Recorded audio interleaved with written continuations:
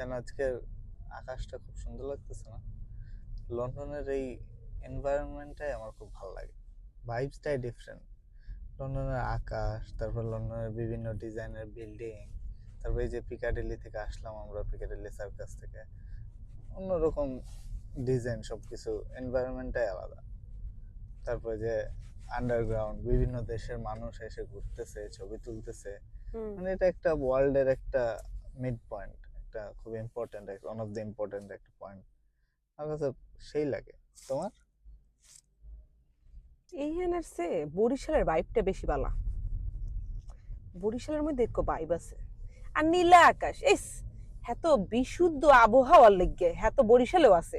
বরিশালের যে প্রকৃতি আরে সোবাহান, হ্যাঁ দেখলে কবি লন্ডন ফিকা।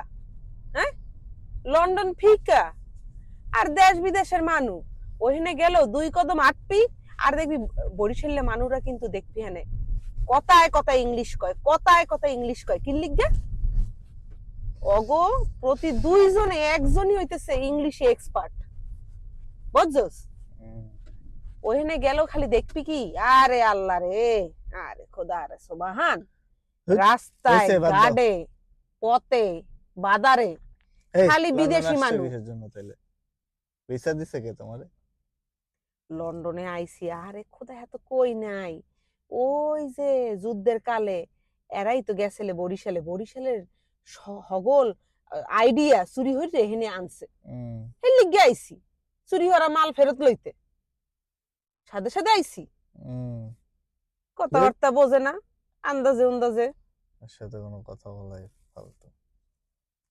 কইও না। বরিশাল গেছো এবার লমুহানে গেলে দেখ ফানে কোন দিক দিয়া সুইজারল্যান্ড তারপরে লন্ডন আমেরিকার চেয়ে কম না। খুব দেখবো না।